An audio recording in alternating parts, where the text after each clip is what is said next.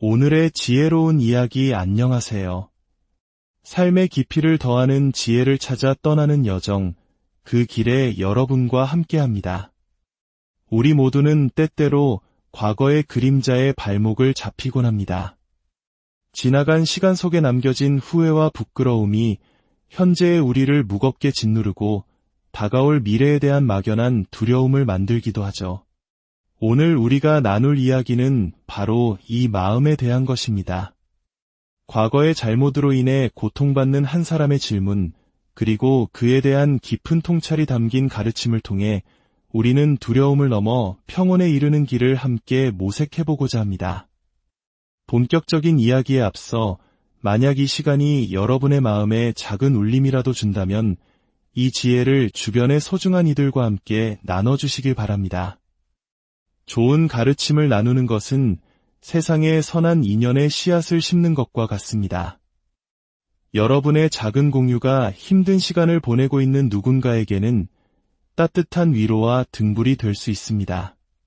자, 그럼 이제 마음을 차분히 가라앉히고 우리 모두의 이야기일 수 있는 첫 번째 질문으로 들어가 보겠습니다. 한 사람이 무거운 마음으로 입을 엽니다. 스님, 가르침에 따라 기꺼이 인과를 받을 준비를 하고 기도에 임하라고 하셨습니다. 그런데 요즘 절을 하거나 명상을 할 때마다 과거에 저질렀던 부끄러운 일들이 자꾸만 떠오릅니다. 지금 제가 아무리 착하게 살려고 노력한들 이미 지은 업이 사라지는 것은 아닐 텐데 그 과보를 받을 생각을 하니 너무나 두렵고 기도가 힘듭니다. 이 두려운 마음을 어찌해야 합니까? 이 질문에 현자는 잔잔한 미소와 함께 답합니다. 두려워하지 마십시오. 그 두려움의 실체를 먼저 들여다볼 필요가 있습니다. 두려움은 왜 생겨나는 것일까요? 그것은 바로 과보를 받고 싶지 않다, 피하고 싶다는 마음 때문에 생겨나는 것입니다. 만약 어떤 과보든 달게 받겠다고 마음을 내면 두려움은 신기루처럼 사라집니다. 이 세상에는 좋은 일을 하고도 칭찬은커녕 비난을 받는 경우가 있지 않습니까? 부처님께서는 그런 억울한 비난마저도 기꺼이 받으라 하셨습니다. 하물며 내가 지은 잘못으로 인해 받는 비난과 과보를 어찌 받지 못하겠습니까? 예를 들어봅시다. 내가 좋은 일을 했는데 사람들이 나를 비난하면 억울하고 분한 마음이 듭니다. 그 억울함과 분노는 누구를 괴롭게 합니까? 바로 나 자신을 괴롭힙니다. 하지만 진정으로 그것이 옳은 일이고 마땅히 해야 할 일이라면 남들의 비난이나 개인적인 손실을 두려워해서는 안 됩니다. 물에 빠진 사람을 구해주었더니 도리어 내 보따리를 내놓으라고 억지를 부리는 상황을 상상해 보십시오. 그런 일을 당할까 두려워 물에 빠진 사람을 외면하는 것은 진정한 자비심이 아닙니다. 보따리를 빼앗기는 한이 있더라도 죽어가는 생명은 먼저 살리고 봐야 하는 것입니다.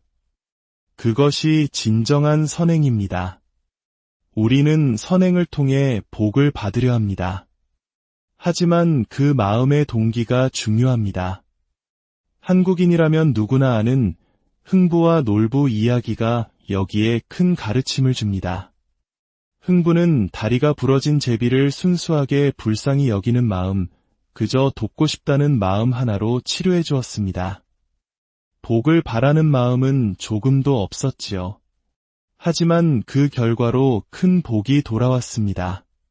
반면 동생이 복받는 것을 본 놀부는 오로지 복을 얻겠다는 욕심으로 멀쩡한 제비 다리를 일부러 부러뜨려 치료해 주었습니다. 그 결과는 무엇이었습니까? 복이 아니라 재앙이었습니다. 이것이 바로 우리들의 모습일 수 있습니다. 복을 바라는 마음으로 행하는 선행은 거래와 같습니다. 그것은 이미 순수한 마음이 아니며 오히려 재앙을 부르는 놀부의 마음과 다르지 않습니다. 인과의 법칙을 진실로 믿는다면 결과에 대해 불안해하거나 두려워할 필요가 없습니다. 좋은 인연을 지었으면 반드시 좋은 결과가 따라옵니다. 오늘 오지 않으면 내일 올 것이고 이 생에 오지 않으면 다음 생에라도 반드시 찾아옵니다. 그런데 좋은 일을 했는데도 칭찬 대신 비난이 돌아온다면 어떻게 받아들여야 할까요? 부처님께서는 바로 그 비난이 복이라고 하셨습니다. 당장은 재앙처럼 느껴지는 그 비난이 실은 더 큰 재앙을 막아주는 액땜이 된다는 것입니다. 예로부터 우리 어른들이 욕을 먹으면 오래 산다고 말씀하신 데에는 이런 깊은 지혜가 담겨 있습니다. 단, 그 전제는 좋은 일을 하고도 욕을 먹는 경우입니다. 세상에서 가장 가치 있는 목숨을 연장시켜주는 것보다 더 큰 복이 어디 있겠습니까? 이처럼 세상에서 가장 억울한 일, 즉 선행 후의 비난마저도 복으로 받아들일 수 있다면 우리가 인생에서 두려워할 것은 아무것도 없습니다. 금강경에서도 헤아릴 수 없는 시간 동안 자신의 목숨을 바쳐보시하는 공덕보다 이 세상 모든 것이 공하다는 진리를 깨닫는 공덕이 비교할 수 없이 크다고 했습니다. 이는 결과에 집착하지 않는 마음의 중요성을 말해주는 것입니다. 그러니 질문하신 분이여, 과거의 잘못이 떠오를 때마다 부끄러워하고 두려워하는 마음을 내려놓으십시오. 내가 어리석어 그런 인연을 지었구나. 그로 인한 과보는 어떤 것이든 기꺼이 받겠습니다라고 덤덤히 마음을 내십시오. 피하려 하지 않고 정면으로 마주하고 받아들일 때 우리는 과거의 업보로부터 비로소 자유로워질 수 있습니다. 그것이 진정한 참회이며 수행의 시작입니다. 이제 이야기는 한 개인의 더 깊고 아픈 사연으로 이어집니다. 한 어머니가 절박한 심정으로 자신의 고통을 토로합니다. 남편이 세상을 떠난 지 3년이 되었습니다. 살아생전 남편과의 사이는 좋지 않았습니다. 다툼이 잦았고 견디다 못해 제가 아이들을 데리고 남편 몰래 이사를 가버린 적도 있습니다. 문제는 저의 둘째 아들입니다. 아버지가 돌아가신 후 큰 충격을 받았고 고3 때부터 우울증을 앓았습니다. 군복무를 마치고 돌아온 지금 아들은 외부와 완전히 단절된 채 방 안에서만 지내고 있습니다. 가족들과 눈도 마주치지 않고 한 달 넘게 집 밖으로 한 걸음도 나가지 않았습니다. 너무 답답한 마음에 점집에 찾아가니 죽은 남편의 영혼이 아들에게 씌었다는 말을 들었습니다. 저에 대한 원한이 아들을 통해 나타나는 것이라고요. 정말 그런 것인지 이 아이를 위해 제가 무엇을 해야 할지 한 치 앞도 보이지 않아 너무나 막막합니다. 어머니의 가슴 아픈 사연에 현자는 외면하고 싶을지 모를 진실을 직시하게 합니다. 어머니의 마음이 얼마나 아플지 충분히 이해가 갑니다. 하지만 이 문제의 뿌리를 찾기 위해 우리는 조금 더 깊이 들어가 보아야 합니다. 스스로를 한번 돌아보십시오. 살아있는 남편을 버려두고 아이들까지 데리고 떠날 정도였다면 그 마음속에는 남편이 내 인생에서 사라졌으면 좋겠다는 간절한 바람이 있었던 거 아닙니까? 결국 그 바람대로 남편은 세상을 떠났습니다. 어찌 보면 어머니의 소원이 이루어진 셈인데 왜 지금 이렇게 고통스러워하십니까? 중요한 것은 아이의 마음입니다. 아이의 눈에는 세상에서 가장 사랑하고 의지해야 할 어머니가 아버지를 버린 원수처럼 보였을 것입니다. 아버지에 대한 연민과 그리움, 그리고 그런 아버지를 고통스럽게 한 어머니에 대한 원망. 이 두 가지 마음이 아이의 내면에서 충돌하며 아이를 무너뜨린 것입니다. 아이는 어머니에게 복수하고 싶지만 차마 그럴 수는 없습니다. 그래서 선택한 방법이 바로 자기 자신을 파괴하는 것입니다. 스스로를 방 안에 가두고 고통스럽게 함으로써 어머니에게 가장 큰 고통을 주는 방식으로 복수하고 있는 것입니다. 점쟁이가 말한 영혼이 씌었다는 것은 바로 이것을 의미합니다. 죽은 아버지의 한이 아이의 가슴 속에 깊은 상처와 원망으로 맺혀 아이를 비정상적인 상태로 몰아간 것입니다. 이 모든 것은 어머니께서 과거에 지으신 인연의 과보입니다. 부처님께서는 지은 인연의 과보는 깊은 산 속에 숨어도 깊은 바닷속에 들어가도 결코 피할 수 없다고 하셨습니다. 나쁜 인연을 지어놓고 좋은 결과만을 바라는 것은 인과를 거스르는 어리석은 행동입니다. 이제 어머니께서 해야 할 일은 단 하나입니다. 아들을 당장 방에서 나오게 할 방법을 찾는 것이 아닙니다. 그것은 어머니의 욕심일 뿐입니다. 먼저 세상을 떠난 남편에게 진심으로 참여해야 합니다. 여보, 내가 어리석었습니다. 내 못된 마음으로 당신 가슴에 큰 상처를 주었습니다. 정말 죽을 죄를 지었습니다. 진심으로 참여하오니 부디 원한을 푸시고 좋은 곳으로 가십시오. 매일 절을 하며 눈물로써 이렇게 참여하십시오. 무릎이 닳도록 온 마음을 다해 잘못을 비십시오. 어머니의 지극한 참회가 하늘을 감동시킬 때 남편의 맺힌 한이 풀리고 그것이 아이의 상처를 치유하는 시작이 될 것입니다. 아들이 금방 좋아질 것이라 기대하지 마십시오. 아이의 고통을 통해 어머니의 가슴이 찢어지는 아픔을 느끼는 것, 그것이 바로 어머니가 받아야 할 과보입니다. 그 고통을 피하려 하지 말고 온전히 받아들이며 참회에만 정진하십시오. 내 죄가 얼마나 깊은지를 깨닫고 앞으로 겪게 될 그 어떤 고통도 내 죄에 비하면 아무것도 아니라는 마음으로 기꺼이 받아들일 때 비로소 변화의 실마리가 보일 것입니다. 지금은 다른 것을 논할 때가 아닙니다. 오직 지극한 참회의 시간을 가져야 할 때입니다. 오늘 우리는 과거의 업보와 그로 인한 두려움, 그리고 한 가족의 깊은 상처를 통해 인과의 법칙과 참회의 의미를 되새겨 보았습니다. 우리가 겪는 모든 고통과 불행은 결코 우연히 찾아오는 것이 아닙니다. 그것은 과거 내가 뿌린 씨앗의 열매입니다. 그 사실을 온전히 받아들이고 결과를 기꺼이 책임지려는 자세를 가질 때 우리는 비로소 고통의 사슬을 끊고 자유로워질 수 있습니다. 이 이야기가 여러분 각자의 삶을 돌아보고 마음의 평화를 찾는 데 작은 도움이 되기를 바랍니다. 여러분의 길 위에 지혜의 빛이 늘 함께하기를 기원합니다. 모두가 평안하고 오늘의 지혜로운 이야기 안녕하세요.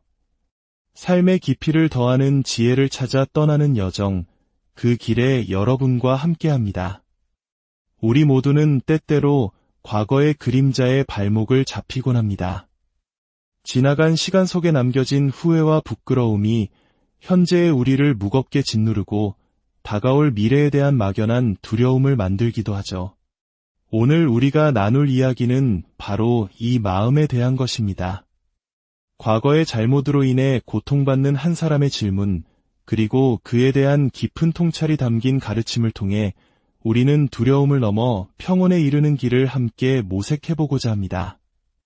본격적인 이야기에 앞서 만약 이 시간이 여러분의 마음에 작은 울림이라도 준다면 이 지혜를 주변의 소중한 이들과 함께 나눠주시길 바랍니다. 좋은 가르침을 나누는 것은 세상에 선한 인연의 씨앗을 심는 것과 같습니다. 여러분의 작은 공유가 힘든 시간을 보내고 있는 누군가에게는 따뜻한 위로와 등불이 될 수 있습니다. 자, 그럼 이제 마음을 차분히 가라앉히고 우리 모두의 이야기일 수 있는 첫 번째 질문으로 들어가 보겠습니다. 한 사람이 무거운 마음으로 입을 엽니다. 스님, 가르침에 따라 기꺼이 인과를 받을 준비를 하고 기도에 임하라고 하셨습니다. 그런데 요즘 절을 하거나 명상을 할 때마다 과거에 저질렀던 부끄러운 일들이 자꾸만 떠오릅니다. 지금 제가 아무리 착하게 살려고 노력한들 이미 지은 업이 사라지는 것은 아닐 텐데 그 과보를 받을 생각을 하니 너무나 두렵고 기도가 힘듭니다. 이 두려운 마음을 어찌해야 합니까? 이 질문에 현자는 잔잔한 미소와 함께 답합니다. 두려워하지 마십시오. 그 두려움의 실체를 먼저 들여다볼 필요가 있습니다. 두려움은 왜 생겨나는 것일까요? 그것은 바로 과보를 받고 싶지 않다, 피하고 싶다는 마음 때문에 생겨나는 것입니다. 만약 어떤 과보든 달게 받겠다고 마음을 내면 두려움은 신기루처럼 사라집니다. 이 세상에는 좋은 일을 하고도 칭찬은커녕 비난을 받는 경우가 있지 않습니까? 부처님께서는 그런 억울한 비난마저도 기꺼이 받으라 하셨습니다. 하물며 내가 지은 잘못으로 인해 받는 비난과 과보를 어찌 받지 못하겠습니까? 예를 들어봅시다. 내가 좋은 일을 했는데 사람들이 나를 비난하면 억울하고 분한 마음이 듭니다. 그 억울함과 분노는 누구를 괴롭게 합니까? 바로 나 자신을 괴롭힙니다. 하지만 진정으로 그것이 옳은 일이고 마땅히 해야 할 일이라면 남들의 비난이나 개인적인 손실을 두려워해서는 안 됩니다. 물에 빠진 사람을 구해주었더니 도리어 내 보따리를 내놓으라고 억지를 부리는 상황을 상상해 보십시오. 그런 일을 당할까 두려워 물에 빠진 사람을 외면하는 것은 진정한 자비심이 아닙니다. 보따리를 빼앗기는 한이 있더라도 죽어가는 생명은 먼저 살리고 봐야 하는 것입니다. 그것이 진정한 선행입니다. 우리는 선행을 통해 복을 받으려 합니다. 하지만 그 마음의 동기가 중요합니다. 한국인이라면 누구나 아는 흥부와 놀부 이야기가 여기에 큰 가르침을 줍니다. 흥부는 다리가 부러진 제비를 순수하게 불쌍히 여기는 마음, 그저 돕고 싶다는 마음 하나로 치료해 주었습니다. 복을 바라는 마음은 조금도 없었지요. 하지만 그 결과로 큰 복이 돌아왔습니다. 반면 동생이 복받는 것을 본 놀부는 오로지 복을 얻겠다는 욕심으로 멀쩡한 제비 다리를 일부러 부러뜨려 치료해 주었습니다. 그 결과는 무엇이었습니까? 복이 아니라 재앙이었습니다. 이것이 바로 우리들의 모습일 수 있습니다. 복을 바라는 마음으로 행하는 선행은 거래와 같습니다. 그것은 이미 순수한 마음이 아니며 오히려 재앙을 부르는 놀부의 마음과 다르지 않습니다. 인과의 법칙을 진실로 믿는다면 결과에 대해 불안해하거나 두려워할 필요가 없습니다.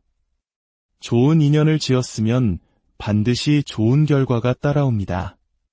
오늘 오지 않으면 내일 올 것이고 이 생에 오지 않으면 다음 생에라도 반드시 찾아옵니다. 그런데 좋은 일을 했는데도 칭찬 대신 비난이 돌아온다면 어떻게 받아들여야 할까요? 부처님께서는 바로 그 비난이 복이라고 하셨습니다. 당장은 재앙처럼 느껴지는 그 비난이 실은 더 큰 재앙을 막아주는 액땜이 된다는 것입니다. 예로부터 우리 어른들이 욕을 먹으면 오래 산다고 말씀하신 데에는 이런 깊은 지혜가 담겨 있습니다. 단, 그 전제는 좋은 일을 하고도 욕을 먹는 경우입니다. 세상에서 가장 가치 있는 목숨을 연장시켜주는 것보다 더 큰 복이 어디 있겠습니까? 이처럼 세상에서 가장 억울한 일, 즉 선행 후의 비난마저도 복으로 받아들일 수 있다면 우리가 인생에서 두려워할 것은 아무것도 없습니다. 금강경에서도 헤아릴 수 없는 시간 동안 자신의 목숨을 바쳐보시하는 공덕보다 이 세상 모든 것이 공하다는 진리를 깨닫는 공덕이 비교할 수 없이 크다고 했습니다. 이는 결과에 집착하지 않는 마음의 중요성을 말해주는 것입니다. 그러니 질문하신 분이여, 과거의 잘못이 떠오를 때마다 부끄러워하고 두려워하는 마음을 내려놓으십시오. 내가 어리석어 그런 인연을 지었구나. 그로 인한 과보는 어떤 것이든 기꺼이 받겠습니다라고 덤덤히 마음을 내십시오. 피하려 하지 않고 정면으로 마주하고 받아들일 때 우리는 과거의 업보로부터 비로소 자유로워질 수 있습니다. 그것이 진정한 참회이며 수행의 시작입니다. 이제 이야기는 한 개인의 더 깊고 아픈 사연으로 이어집니다. 한 어머니가 절박한 심정으로 자신의 고통을 토로합니다. 남편이 세상을 떠난 지 3년이 되었습니다. 살아생전 남편과의 사이는 좋지 않았습니다. 다툼이 잦았고 견디다 못해 제가 아이들을 데리고 남편 몰래 이사를 가버린 적도 있습니다. 문제는 저의 둘째 아들입니다. 아버지가 돌아가신 후 큰 충격을 받았고 고3 때부터 우울증을 앓았습니다. 군복무를 마치고 돌아온 지금 아들은 외부와 완전히 단절된 채 방 안에서만 지내고 있습니다. 가족들과 눈도 마주치지 않고 한 달 넘게 집 밖으로 한 걸음도 나가지 않았습니다. 너무 답답한 마음에 점집에 찾아가니 죽은 남편의 영혼이 아들에게 씌었다는 말을 들었습니다. 저에 대한 원한이 아들을 통해 나타나는 것이라고요. 정말 그런 것인지 이 아이를 위해 제가 무엇을 해야 할지 한 치 앞도 보이지 않아 너무나 막막합니다. 어머니의 가슴 아픈 사연에 현자는 외면하고 싶을지 모를 진실을 직시하게 합니다. 어머니의 마음이 얼마나 아플지 충분히 이해가 갑니다. 하지만 이 문제의 뿌리를 찾기 위해 우리는 조금 더 깊이 들어가 보아야 합니다. 스스로를 한번 돌아보십시오. 살아있는 남편을 버려두고 아이들까지 데리고 떠날 정도였다면 그 마음속에는 남편이 내 인생에서 사라졌으면 좋겠다는 간절한 바람이 있었던 거 아닙니까? 결국 그 바람대로 남편은 세상을 떠났습니다. 어찌 보면 어머니의 소원이 이루어진 셈인데 왜 지금 이렇게 고통스러워하십니까? 중요한 것은 아이의 마음입니다. 아이의 눈에는 세상에서 가장 사랑하고 의지해야 할 어머니가 아버지를 버린 원수처럼 보였을 것입니다. 아버지에 대한 연민과 그리움, 그리고 그런 아버지를 고통스럽게 한 어머니에 대한 원망. 이 두 가지 마음이 아이의 내면에서 충돌하며 아이를 무너뜨린 것입니다. 아이는 어머니에게 복수하고 싶지만 차마 그럴 수는 없습니다. 그래서 선택한 방법이 바로 자기 자신을 파괴하는 것입니다. 스스로를 방 안에 가두고 고통스럽게 함으로써 어머니에게 가장 큰 고통을 주는 방식으로 복수하고 있는 것입니다.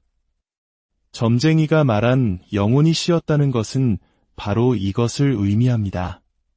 죽은 아버지의 한이 아이의 가슴 속에 깊은 상처와 원망으로 맺혀 아이를 비정상적인 상태로 몰아간 것입니다. 이 모든 것은 어머니께서 과거에 지으신 인연의 과보입니다. 부처님께서는 지은 인연의 과보는 깊은 산 속에 숨어도 깊은 바닷속에 들어가도 결코 피할 수 없다고 하셨습니다. 나쁜 인연을 지어놓고 좋은 결과만을 바라는 것은 인과를 거스르는 어리석은 행동입니다. 이제 어머니께서 해야 할 일은 단 하나입니다. 아들을 당장 방에서 나오게 할 방법을 찾는 것이 아닙니다. 그것은 어머니의 욕심일 뿐입니다. 먼저 세상을 떠난 남편에게 진심으로 참여해야 합니다. 여보, 내가 어리석었습니다. 내 못된 마음으로 당신 가슴에 큰 상처를 주었습니다. 정말 죽을 죄를 지었습니다. 진심으로 참여하오니 부디 원한을 푸시고 좋은 곳으로 가십시오. 매일 절을 하며 눈물로써 이렇게 참여하십시오. 무릎이 닳도록 온 마음을 다해 잘못을 비십시오. 어머니의 지극한 참회가 하늘을 감동시킬 때 남편의 맺힌 한이 풀리고 그것이 아이의 상처를 치유하는 시작이 될 것입니다. 아들이 금방 좋아질 것이라 기대하지 마십시오. 아이의 고통을 통해 어머니의 가슴이 찢어지는 아픔을 느끼는 것, 그것이 바로 어머니가 받아야 할 과보입니다. 그 고통을 피하려 하지 말고 온전히 받아들이며 참회에만 정진하십시오. 내 죄가 얼마나 깊은지를 깨닫고 앞으로 겪게 될 그 어떤 고통도 내 죄에 비하면 아무것도 아니라는 마음으로 기꺼이 받아들일 때 비로소 변화의 실마리가 보일 것입니다. 지금은 다른 것을 논할 때가 아닙니다. 오직 지극한 참회의 시간을 가져야 할 때입니다. 오늘 우리는 과거의 업보와 그로 인한 두려움, 그리고 한 가족의 깊은 상처를 통해 인과의 법칙과 참회의 의미를 되새겨 보았습니다. 우리가 겪는 모든 고통과 불행은 결코 우연히 찾아오는 것이 아닙니다. 그것은 과거 내가 뿌린 씨앗의 열매입니다. 그 사실을 온전히 받아들이고 결과를 기꺼이 책임지려는 자세를 가질 때 우리는 비로소 고통의 사슬을 끊고 자유로워질 수 있습니다. 이 이야기가 여러분 각자의 삶을 돌아보고 마음의 평화를 찾는 데 작은 도움이 되기를 바랍니다. 여러분의 길 위에 지혜의 빛이 늘 함께하기를 기원합니다. 모두가 평안하고 오늘의 지혜로운 이야기 안녕하세요. 삶의 깊이를 더하는 지혜를 찾아 떠나는 여정, 그 길에 여러분과 함께합니다. 우리 모두는 때때로 과거의 그림자의 발목을 잡히곤 합니다. 지나간 시간 속에 남겨진 후회와 부끄러움이 현재의 우리를 무겁게 짓누르고 다가올 미래에 대한 막연한 두려움을 만들기도 하죠. 오늘 우리가 나눌 이야기는 바로 이 마음에 대한 것입니다. 과거의 잘못으로 인해 고통받는 한 사람의 질문, 그리고 그에 대한 깊은 통찰이 담긴 가르침을 통해 우리는 두려움을 넘어 평온에 이르는 길을 함께 모색해보고자 합니다. 본격적인 이야기에 앞서 만약 이 시간이 여러분의 마음에 작은 울림이라도 준다면 이 지혜를 주변의 소중한 이들과 함께 나눠주시길 바랍니다. 좋은 가르침을 나누는 것은 세상에 선한 인연의 씨앗을 심는 것과 같습니다. 여러분의 작은 공유가 힘든 시간을 보내고 있는 누군가에게는 따뜻한 위로와 등불이 될 수 있습니다. 자, 그럼 이제 마음을 차분히 가라앉히고 우리 모두의 이야기일 수 있는 첫 번째 질문으로 들어가 보겠습니다. 한 사람이 무거운 마음으로 입을 엽니다. 스님, 가르침에 따라 기꺼이 인과를 받을 준비를 하고 기도에 임하라고 하셨습니다. 그런데 요즘 절을 하거나 명상을 할 때마다 과거에 저질렀던 부끄러운 일들이 자꾸만 떠오릅니다. 지금 제가 아무리 착하게 살려고 노력한들 이미 지은 업이 사라지는 것은 아닐 텐데 그 과보를 받을 생각을 하니 너무나 두렵고 기도가 힘듭니다. 이 두려운 마음을 어찌해야 합니까? 이 질문에 현자는 잔잔한 미소와 함께 답합니다. 두려워하지 마십시오. 그 두려움의 실체를 먼저 들여다볼 필요가 있습니다. 두려움은 왜 생겨나는 것일까요? 그것은 바로 과보를 받고 싶지 않다, 피하고 싶다는 마음 때문에 생겨나는 것입니다. 만약 어떤 과보든 달게 받겠다고 마음을 내면 두려움은 신기루처럼 사라집니다. 이 세상에는 좋은 일을 하고도 칭찬은커녕 비난을 받는 경우가 있지 않습니까? 부처님께서는 그런 억울한 비난마저도 기꺼이 받으라 하셨습니다. 하물며 내가 지은 잘못으로 인해 받는 비난과 과보를 어찌 받지 못하겠습니까? 예를 들어봅시다.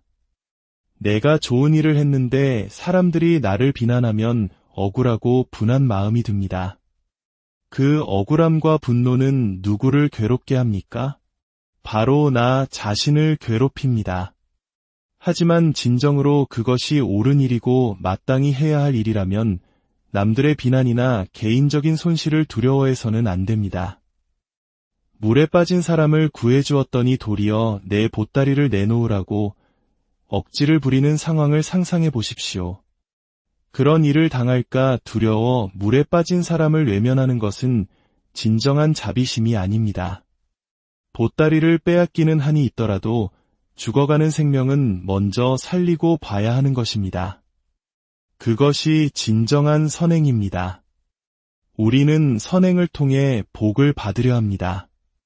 하지만 그 마음의 동기가 중요합니다. 한국인이라면 누구나 아는 흥부와 놀부 이야기가 여기에 큰 가르침을 줍니다. 흥부는 다리가 부러진 제비를 순수하게 불쌍히 여기는 마음, 그저 돕고 싶다는 마음 하나로 치료해 주었습니다. 복을 바라는 마음은 조금도 없었지요. 하지만 그 결과로 큰 복이 돌아왔습니다. 반면 동생이 복받는 것을 본 놀부는 오로지 복을 얻겠다는 욕심으로 멀쩡한 제비 다리를 일부러 부러뜨려 치료해 주었습니다. 그 결과는 무엇이었습니까? 복이 아니라 재앙이었습니다. 이것이 바로 우리들의 모습일 수 있습니다. 복을 바라는 마음으로 행하는 선행은 거래와 같습니다. 그것은 이미 순수한 마음이 아니며 오히려 재앙을 부르는 놀부의 마음과 다르지 않습니다. 인과의 법칙을 진실로 믿는다면 결과에 대해 불안해하거나 두려워할 필요가 없습니다. 좋은 인연을 지었으면 반드시 좋은 결과가 따라옵니다. 오늘 오지 않으면 내일 올 것이고 이 생에 오지 않으면 다음 생에라도 반드시 찾아옵니다. 그런데 좋은 일을 했는데도 칭찬 대신 비난이 돌아온다면 어떻게 받아들여야 할까요? 부처님께서는 바로 그 비난이 복이라고 하셨습니다. 당장은 재앙처럼 느껴지는 그 비난이 실은 더 큰 재앙을 막아주는 액땜이 된다는 것입니다. 예로부터 우리 어른들이 욕을 먹으면 오래 산다고 말씀하신 데에는 이런 깊은 지혜가 담겨 있습니다. 단, 그 전제는 좋은 일을 하고도 욕을 먹는 경우입니다. 세상에서 가장 가치 있는 목숨을 연장시켜주는 것보다 더 큰 복이 어디 있겠습니까? 이처럼 세상에서 가장 억울한 일, 즉 선행 후의 비난마저도 복으로 받아들일 수 있다면 우리가 인생에서 두려워할 것은 아무것도 없습니다. 금강경에서도 헤아릴 수 없는 시간 동안 자신의 목숨을 바쳐보시하는 공덕보다 이 세상 모든 것이 공하다는 진리를 깨닫는 공덕이 비교할 수 없이 크다고 했습니다. 이는 결과에 집착하지 않는 마음의 중요성을 말해주는 것입니다. 그러니 질문하신 분이여, 과거의 잘못이 떠오를 때마다 부끄러워하고 두려워하는 마음을 내려놓으십시오. 내가 어리석어 그런 인연을 지었구나. 그로 인한 과보는 어떤 것이든 기꺼이 받겠습니다라고 덤덤히 마음을 내십시오. 피하려 하지 않고 정면으로 마주하고 받아들일 때 우리는 과거의 업보로부터 비로소 자유로워질 수 있습니다. 그것이 진정한 참회이며 수행의 시작입니다. 이제 이야기는 한 개인의 더 깊고 아픈 사연으로 이어집니다. 한 어머니가 절박한 심정으로 자신의 고통을 토로합니다. 남편이 세상을 떠난 지 3년이 되었습니다. 살아생전 남편과의 사이는 좋지 않았습니다. 다툼이 잦았고 견디다 못해 제가 아이들을 데리고 남편 몰래 이사를 가버린 적도 있습니다. 문제는 저의 둘째 아들입니다. 아버지가 돌아가신 후 큰 충격을 받았고 고3 때부터 우울증을 앓았습니다. 군복무를 마치고 돌아온 지금 아들은 외부와 완전히 단절된 채 방 안에서만 지내고 있습니다. 가족들과 눈도 마주치지 않고 한 달 넘게 집 밖으로 한 걸음도 나가지 않았습니다. 너무 답답한 마음에 점집에 찾아가니 죽은 남편의 영혼이 아들에게 시었다는 말을 들었습니다. 저에 대한 원한이 아들을 통해 나타나는 것이라고요. 정말 그런 것인지 이 아이를 위해 제가 무엇을 해야 할지 한 치 앞도 보이지 않아 너무나 막막합니다. 어머니의 가슴 아픈 사연에 현자는 외면하고 싶을지 모를 진실을 직시하게 합니다. 어머니의 마음이 얼마나 아플지 충분히 이해가 갑니다. 하지만 이 문제의 뿌리를 찾기 위해 우리는 조금 더 깊이 들어가 보아야 합니다. 스스로를 한번 돌아보십시오. 살아있는 남편을 버려두고 아이들까지 데리고 떠날 정도였다면 그 마음속에는 남편이 내 인생에서 사라졌으면 좋겠다는 간절한 바람이 있었던 거 아닙니까? 결국 그 바람대로 남편은 세상을 떠났습니다. 어찌 보면 어머니의 소원이 이루어진 셈인데 왜 지금 이렇게 고통스러워하십니까? 중요한 것은 아이의 마음입니다. 아이의 눈에는 세상에서 가장 사랑하고 의지해야 할 어머니가 아버지를 버린 원수처럼 보였을 것입니다. 아버지에 대한 연민과 그리움, 그리고 그런 아버지를 고통스럽게 한 어머니에 대한 원망. 이 두 가지 마음이 아이의 내면에서 충돌하며 아이를 무너뜨린 것입니다. 아이는 어머니에게 복수하고 싶지만 차마 그럴 수는 없습니다. 그래서 선택한 방법이 바로 자기 자신을 파괴하는 것입니다. 스스로를 방 안에 가두고 고통스럽게 함으로써 어머니에게 가장 큰 고통을 주는 방식으로 복수하고 있는 것입니다. 점쟁이가 말한 영혼이 씌었다는 것은 바로 이것을 의미합니다. 죽은 아버지의 한이 아이의 가슴 속에 깊은 상처와 원망으로 맺혀 아이를 비정상적인 상태로 몰아간 것입니다. 이 모든 것은 어머니께서 과거에 지으신 인연의 과보입니다. 부처님께서는 지은 인연의 과보는 깊은 산 속에 숨어도 깊은 바닷속에 들어가도 결코 피할 수 없다고 하셨습니다. 나쁜 인연을 지어놓고 좋은 결과만을 바라는 것은 인과를 거스르는 어리석은 행동입니다. 이제 어머니께서 해야 할 일은 단 하나입니다. 아들을 당장 방에서 나오게 할 방법을 찾는 것이 아닙니다. 그것은 어머니의 욕심일 뿐입니다. 먼저 세상을 떠난 남편에게 진심으로 참여해야 합니다. 여보, 내가 어리석었습니다. 내 못된 마음으로 당신 가슴에 큰 상처를 주었습니다. 정말 죽을 죄를 지었습니다. 진심으로 참여하오니 부디 원한을 푸시고 좋은 곳으로 가십시오. 매일 절을 하며 눈물로써 이렇게 참여하십시오. 무릎이 닳도록 온 마음을 다해 잘못을 비십시오. 어머니의 지극한 참회가 하늘을 감동시킬 때 남편의 맺힌 한이 풀리고 그것이 아이의 상처를 치유하는 시작이 될 것입니다. 아들이 금방 좋아질 것이라 기대하지 마십시오. 아이의 고통을 통해 어머니의 가슴이 찢어지는 아픔을 느끼는 것, 그것이 바로 어머니가 받아야 할 과보입니다. 그 고통을 피하려 하지 말고 온전히 받아들이며 참회에만 정진하십시오. 내 죄가 얼마나 깊은지를 깨닫고 앞으로 겪게 될 그 어떤 고통도 내 죄에 비하면 아무것도 아니라는 마음으로 기꺼이 받아들일 때 비로소 변화의 실마리가 보일 것입니다. 지금은 다른 것을 논할 때가 아닙니다. 오직 지극한 참회의 시간을 가져야 할 때입니다. 오늘 우리는 과거의 업보와 그로 인한 두려움, 그리고 한 가족의 깊은 상처를 통해 인과의 법칙과 참회의 의미를 되새겨 보았습니다. 우리가 겪는 모든 고통과 불행은 결코 우연히 찾아오는 것이 아닙니다. 그것은 과거 내가 뿌린 씨앗의 열매입니다.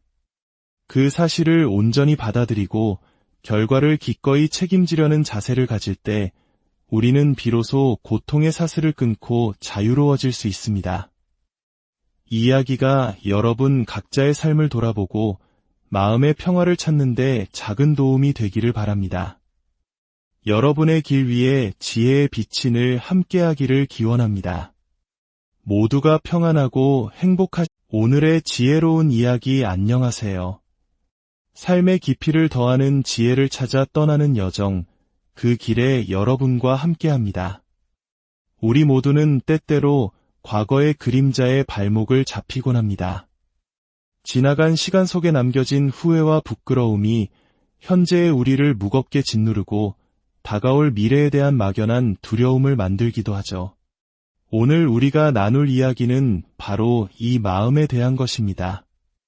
과거의 잘못으로 인해 고통받는 한 사람의 질문, 그리고 그에 대한 깊은 통찰이 담긴 가르침을 통해 우리는 두려움을 넘어 평온에 이르는 길을 함께 모색해보고자 합니다. 본격적인 이야기에 앞서 만약 이 시간이 여러분의 마음에 작은 울림이라도 준다면 이 지혜를 주변의 소중한 이들과 함께 나눠주시길 바랍니다. 좋은 가르침을 나누는 것은 세상에 선한 인연의 씨앗을 심는 것과 같습니다. 여러분의 작은 공유가 힘든 시간을 보내고 있는 누군가에게는 따뜻한 위로와 등불이 될 수 있습니다. 자, 그럼 이제 마음을 차분히 가라앉히고 우리 모두의 이야기일 수 있는 첫 번째 질문으로 들어가 보겠습니다. 한 사람이 무거운 마음으로 입을 엽니다. 스님, 가르침에 따라 기꺼이 인과를 받을 준비를 하고 기도에 임하라고 하셨습니다. 그런데 요즘 절을 하거나 명상을 할 때마다 과거에 저질렀던 부끄러운 일들이 자꾸만 떠오릅니다.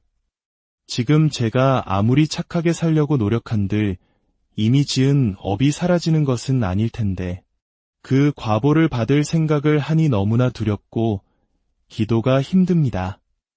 이 두려운 마음을 어찌해야 합니까? 이 질문에 현자는 잔잔한 미소와 함께 답합니다. 두려워하지 마십시오. 그 두려움의 실체를 먼저 들여다볼 필요가 있습니다. 두려움은 왜 생겨나는 것일까요? 그것은 바로 과보를 받고 싶지 않다, 피하고 싶다는 마음 때문에 생겨나는 것입니다. 만약 어떤 과보든 달게 받겠다고 마음을 내면 두려움은 신기루처럼 사라집니다. 이 세상에는 좋은 일을 하고도 칭찬은커녕 비난을 받는 경우가 있지 않습니까? 부처님께서는 그런 억울한 비난마저도 기꺼이 받으라 하셨습니다. 하물며 내가 지은 잘못으로 인해 받는 비난과 과보를 어찌 받지 못하겠습니까? 예를 들어봅시다. 내가 좋은 일을 했는데 사람들이 나를 비난하면 억울하고 분한 마음이 듭니다. 그 억울함과 분노는 누구를 괴롭게 합니까? 바로 나 자신을 괴롭힙니다. 하지만 진정으로 그것이 옳은 일이고 마땅히 해야 할 일이라면 남들의 비난이나 개인적인 손실을 두려워해서는 안 됩니다. 물에 빠진 사람을 구해주었더니 도리어 내 보따리를 내놓으라고 억지를 부리는 상황을 상상해 보십시오. 그런 일을 당할까 두려워 물에 빠진 사람을 외면하는 것은 진정한 자비심이 아닙니다. 보따리를 빼앗기는 한이 있더라도 죽어가는 생명은 먼저 살리고 봐야 하는 것입니다. 그것이 진정한 선행입니다. 우리는 선행을 통해 복을 받으려 합니다. 하지만 그 마음의 동기가 중요합니다. 한국인이라면 누구나 아는 흥부와 놀부 이야기가 여기에 큰 가르침을 줍니다.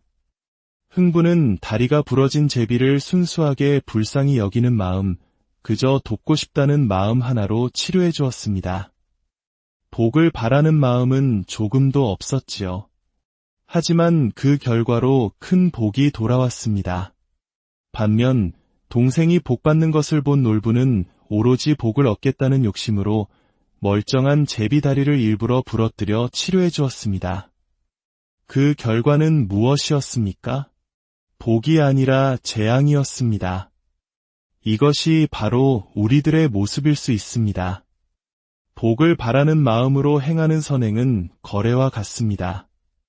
그것은 이미 순수한 마음이 아니며 오히려 재앙을 부르는 놀부의 마음과 다르지 않습니다. 인과의 법칙을 진실로 믿는다면 결과에 대해 불안해하거나 두려워할 필요가 없습니다. 좋은 인연을 지었으면 반드시 좋은 결과가 따라옵니다. 오늘 오지 않으면 내일 올 것이고 이 생에 오지 않으면 다음 생에라도 반드시 찾아옵니다. 그런데 좋은 일을 했는데도 칭찬 대신 비난이 돌아온다면 어떻게 받아들여야 할까요? 부처님께서는 바로 그 비난이 복이라고 하셨습니다. 당장은 재앙처럼 느껴지는 그 비난이 실은 더 큰 재앙을 막아주는 액땜이 된다는 것입니다. 예로부터 우리 어른들이 욕을 먹으면 오래 산다고 말씀하신 데에는 이런 깊은 지혜가 담겨 있습니다. 단, 그 전제는 좋은 일을 하고도 욕을 먹는 경우입니다. 세상에서 가장 가치 있는 목숨을 연장시켜주는 것보다 더 큰 복이 어디 있겠습니까? 이처럼 세상에서 가장 억울한 일, 즉 선행 후의 비난마저도 복으로 받아들일 수 있다면 우리가 인생에서 두려워할 것은 아무것도 없습니다.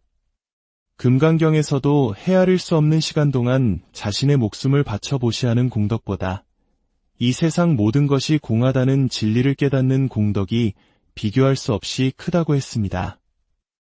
이는 결과에 집착하지 않는 마음의 중요성을 말해주는 것입니다. 그러니 질문하신 분이여, 과거의 잘못이 떠오를 때마다 부끄러워하고 두려워하는 마음을 내려놓으십시오.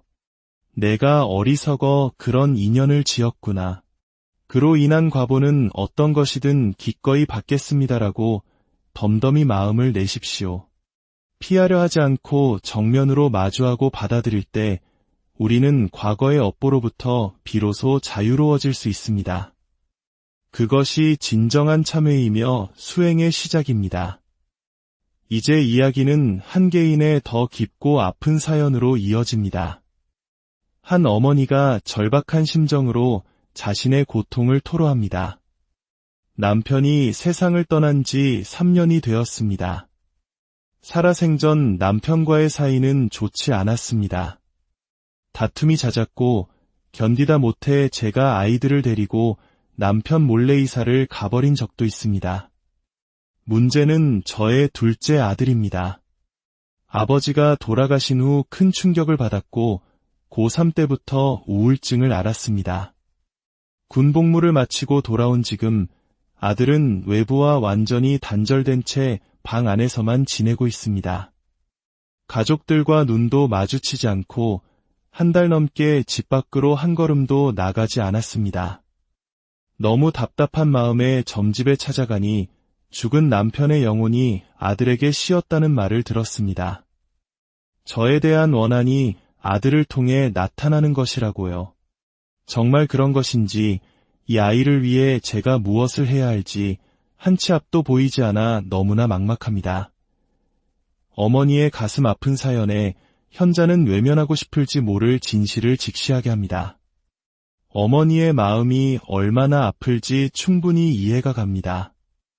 하지만 이 문제의 뿌리를 찾기 위해 우리는 조금 더 깊이 들어가 보아야 합니다.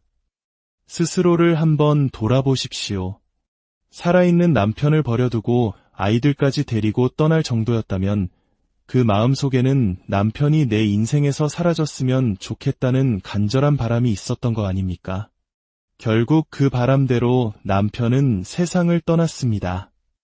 어찌 보면 어머니의 소원이 이루어진 셈인데 왜 지금 이렇게 고통스러워하십니까? 중요한 것은 아이의 마음입니다. 아이의 눈에는 세상에서 가장 사랑하고 의지해야 할 어머니가 아버지를 버린 원수처럼 보였을 것입니다. 아버지에 대한 연민과 그리움, 그리고 그런 아버지를 고통스럽게 한 어머니에 대한 원망. 이 두 가지 마음이 아이의 내면에서 충돌하며 아이를 무너뜨린 것입니다. 아이는 어머니에게 복수하고 싶지만 차마 그럴 수는 없습니다. 그래서 선택한 방법이 바로 자기 자신을 파괴하는 것입니다. 스스로를 방 안에 가두고 고통스럽게 함으로써 어머니에게 가장 큰 고통을 주는 방식으로 복수하고 있는 것입니다. 점쟁이가 말한 영혼이 쉬었다는 것은 바로 이것을 의미합니다. 죽은 아버지의 한이 아이의 가슴 속에 깊은 상처와 원망으로 맺혀 아이를 비정상적인 상태로 몰아간 것입니다. 이 모든 것은 어머니께서 과거에 지으신 인연의 과보입니다. 부처님께서는 지은 인연의 과보는 깊은 산 속에 숨어도 깊은 바닷속에 들어가도 결코 피할 수 없다고 하셨습니다. 나쁜 인연을 지어놓고 좋은 결과만을 바라는 것은 인과를 거스르는 어리석은 행동입니다. 이제 어머니께서 해야 할 일은 단 하나입니다. 아들을 당장 방에서 나오게 할 방법을 찾는 것이 아닙니다. 그것은 어머니의 욕심일 뿐입니다. 먼저 세상을 떠난 남편에게 진심으로 참여해야 합니다. 여보, 내가 어리석었습니다. 내 못된 마음으로 당신 가슴에 큰 상처를 주었습니다. 정말 죽을 죄를 지었습니다. 진심으로 참여하오니 부디 원한을 푸시고 좋은 곳으로 가십시오. 매일 절을 하며 눈물로써 이렇게 참회하십시오. 무릎이 닳도록 온 마음을 다해 잘못을 비십시오. 어머니의 지극한 참회가 하늘을 감동시킬 때 남편의 맺힌 한이 풀리고 그것이 아이의 상처를 치유하는 시작이 될 것입니다. 아들이 금방 좋아질 것이라 기대하지 마십시오. 아이의 고통을 통해 어머니의 가슴이 찢어지는 아픔을 느끼는 것, 그것이 바로 어머니가 받아야 할 과보입니다. 그 고통을 피하려 하지 말고 온전히 받아들이며 참회에만 정진하십시오. 내 죄가 얼마나 깊은지를 깨닫고 앞으로 겪게 될 그 어떤 고통도 내 죄에 비하면 아무것도 아니라는 마음으로 기꺼이 받아들일 때 비로소 변화의 실마리가 보일 것입니다. 지금은 다른 것을 논할 때가 아닙니다. 오직 지극한 참회의 시간을 가져야 할 때입니다. 오늘 우리는 과거의 업보와 그로 인한 두려움, 그리고 한 가족의 깊은 상처를 통해 인과의 법칙과 참회의 의미를 되새겨 보았습니다.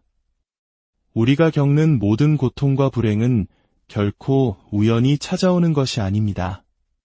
그것은 과거 내가 뿌린 씨앗의 열매입니다. 그 사실을 온전히 받아들이고 결과를 기꺼이 책임지려는 자세를 가질 때 우리는 비로소 고통의 사슬을 끊고 자유로워질 수 있습니다. 이 이야기가 여러분 각자의 삶을 돌아보고 마음의 평화를 찾는 데 작은 도움이 되기를 바랍니다. 여러분의 길 위에 지혜의 빛이 늘 함께하기를 기원합니다. 모두가 평안하고 오늘의 지혜로운 이야기 안녕하세요. 삶의 깊이를 더하는 지혜를 찾아 떠나는 여정, 그 길에 여러분과 함께합니다. 우리 모두는 때때로 과거의 그림자의 발목을 잡히곤 합니다. 지나간 시간 속에 남겨진 후회와 부끄러움이 현재의 우리를 무겁게 짓누르고 다가올 미래에 대한 막연한 두려움을 만들기도 하죠. 오늘 우리가 나눌 이야기는 바로 이 마음에 대한 것입니다. 과거의 잘못으로 인해 고통받는 한 사람의 질문, 그리고 그에 대한 깊은 통찰이 담긴 가르침을 통해 우리는 두려움을 넘어 평온에 이르는 길을 함께 모색해보고자 합니다. 본격적인 이야기에 앞서 만약 이 시간이 여러분의 마음에 작은 울림이라도 준다면 이 지혜를 주변의 소중한 이들과 함께 나눠주시길 바랍니다. 좋은 가르침을 나누는 것은 세상에 선한 인연의 씨앗을 심는 것과 같습니다. 여러분의 작은 공유가 힘든 시간을 보내고 있는 누군가에게는 따뜻한 위로와 등불이 될 수 있습니다. 자, 그럼 이제 마음을 차분히 가라앉히고 우리 모두의 이야기일 수 있는 첫 번째 질문으로 들어가 보겠습니다. 한 사람이 무거운 마음으로 입을 엽니다. 스님, 가르침에 따라 기꺼이 인과를 받을 준비를 하고 기도에 임하라고 하셨습니다. 그런데 요즘 절을 하거나 명상을 할 때마다 과거에 저질렀던 부끄러운 일들이 자꾸만 떠오릅니다. 지금 제가 아무리 착하게 살려고 노력한들 이미 지은 업이 사라지는 것은 아닐 텐데 그 과보를 받을 생각을 하니 너무나 두렵고 기도가 힘듭니다. 이 두려운 마음을 어찌해야 합니까? 이 질문에 현자는 잔잔한 미소와 함께 답합니다. 두려워하지 마십시오. 그 두려움의 실체를 먼저 들여다볼 필요가 있습니다. 두려움은 왜 생겨나는 것일까요? 그것은 바로 과보를 받고 싶지 않다, 피하고 싶다는 마음 때문에 생겨나는 것입니다. 만약 어떤 과보든 달게 받겠다고 마음을 내면 두려움은 신기루처럼 사라집니다. 이 세상에는 좋은 일을 하고도 칭찬은커녕 비난을 받는 경우가 있지 않습니까? 부처님께서는 그런 억울한 비난마저도 기꺼이 받으라 하셨습니다. 하물며 내가 지은 잘못으로 인해 받는 비난과 과보를 어찌 받지 못하겠습니까? 예를 들어봅시다. 내가 좋은 일을 했는데 사람들이 나를 비난하면 억울하고 분한 마음이 듭니다. 그 억울함과 분노는 누구를 괴롭게 합니까? 바로 나 자신을 괴롭힙니다. 하지만 진정으로 그것이 옳은 일이고 마땅히 해야 할 일이라면 남들의 비난이나 개인적인 손실을 두려워해서는 안 됩니다. 물에 빠진 사람을 구해주었더니 도리어 내 보따리를 내놓으라고 억지를 부리는 상황을 상상해 보십시오. 그런 일을 당할까 두려워 물에 빠진 사람을 외면하는 것은 진정한 자비심이 아닙니다. 보따리를 빼앗기는 한이 있더라도 죽어가는 생명은 먼저 살리고 봐야 하는 것입니다. 그것이 진정한 선행입니다. 우리는 선행을 통해 복을 받으려 합니다. 하지만 그 마음의 동기가 중요합니다. 한국인이라면 누구나 아는 흥부와 놀부 이야기가 여기에 큰 가르침을 줍니다. 흥부는 다리가 부러진 제비를 순수하게 불쌍히 여기는 마음, 그저 돕고 싶다는 마음 하나로 치료해 주었습니다. 복을 바라는 마음은 조금도 없었지요. 하지만 그 결과로 큰 복이 돌아왔습니다. 반면 동생이 복받는 것을 본 놀부는 오로지 복을 얻겠다는 욕심으로 멀쩡한 제비 다리를 일부러 부러뜨려 치료해 주었습니다. 그 결과는 무엇이었습니까? 복이 아니라 재앙이었습니다. 이것이 바로 우리들의 모습일 수 있습니다.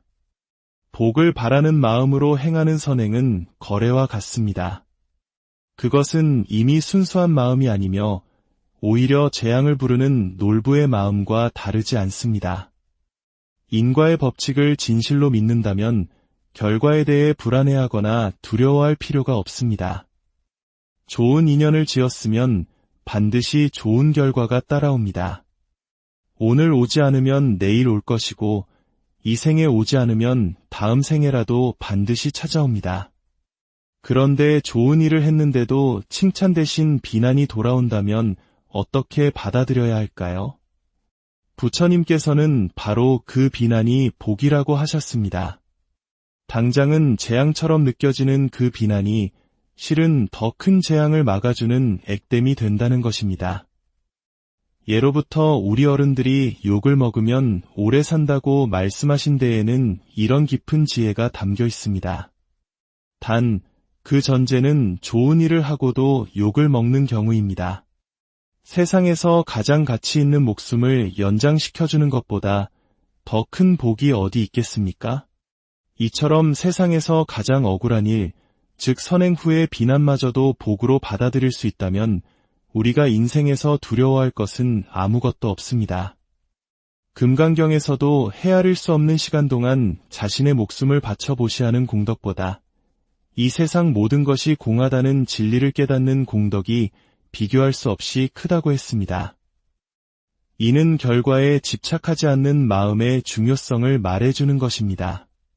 그러니 질문하신 분이여, 과거의 잘못이 떠오를 때마다 부끄러워하고 두려워하는 마음을 내려놓으십시오. 내가 어리석어 그런 인연을 지었구나. 그로 인한 과보는 어떤 것이든 기꺼이 받겠습니다라고 덤덤히 마음을 내십시오. 피하려 하지 않고 정면으로 마주하고 받아들일 때 우리는 과거의 업보로부터 비로소 자유로워질 수 있습니다. 그것이 진정한 참회이며 수행의 시작입니다. 이제 이야기는 한 개인의 더 깊고 아픈 사연으로 이어집니다. 한 어머니가 절박한 심정으로 자신의 고통을 토로합니다. 남편이 세상을 떠난 지 3년이 되었습니다. 살아생전 남편과의 사이는 좋지 않았습니다. 다툼이 잦았고 견디다 못해 제가 아이들을 데리고 남편 몰래 이사를 가버린 적도 있습니다.